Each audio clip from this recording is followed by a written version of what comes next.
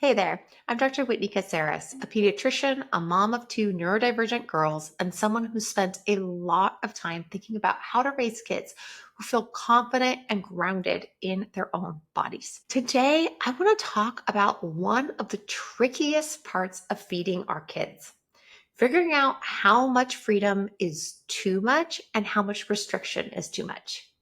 Especially if you're coming out of diet culture yourself and trying to unlearn all those patterns, it can feel tempting to go all in on intuitive eating for your child.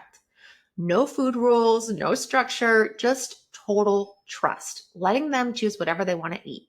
But here's the thing, kids aren't born intuitive eaters. They learn to become intuitive eaters over time. And our job is to help them get there. We need to provide some structure so that way, as they get older, they have the scaffolding that they need.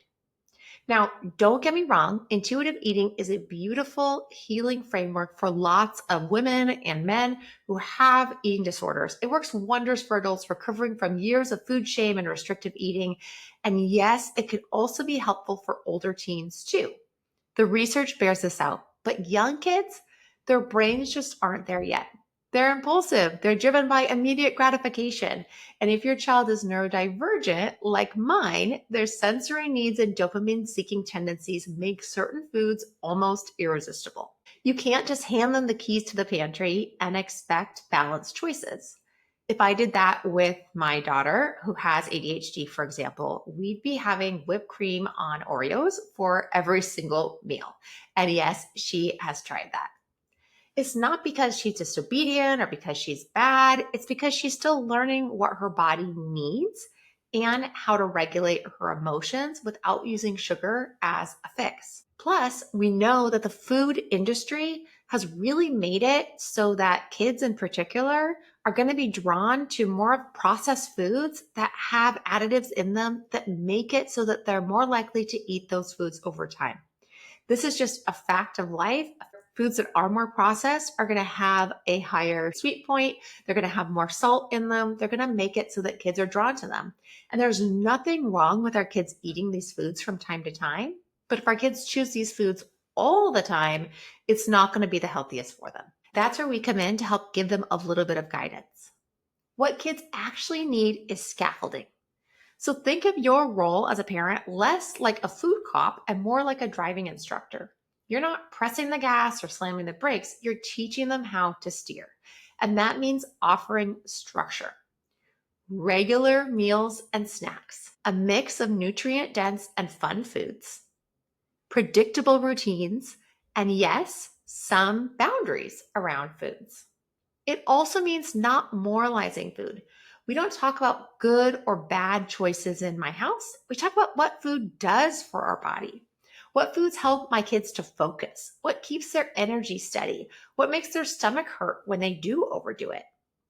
I always talk with my kids as well about what are foods that are fun and that are amazing for connection. What are foods when we eat them, we feel like we're really enjoying ourselves as a family? What are foods that are sweet and don't have any nutrition value, but that are amazing in terms of helping us to feel happy? And what foods do both things? What things have nutrients and have a really good mouth feel or mouth taste when they go into our body?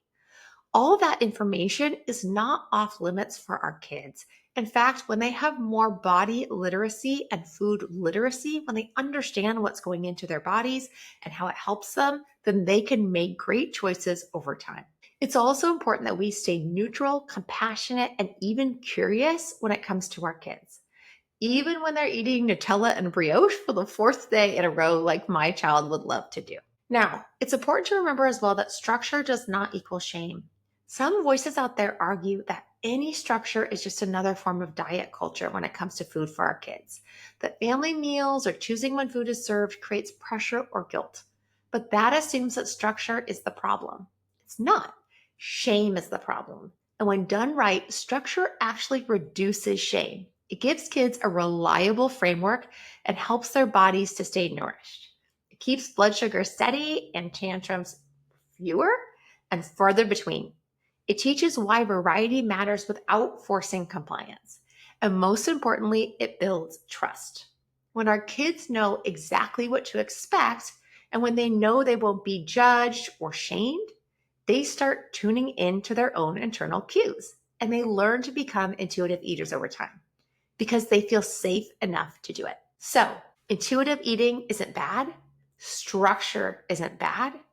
Think about your long-term goals for your kids in terms of their mental health around food and also their physical health around food. Your kids need you not to control them, but to guide them, not to restrict them, but to support them. It isn't about choosing between total freedom and total control. It's about building a path in the middle, one that leads to balance, confidence, and real food freedom that lasts.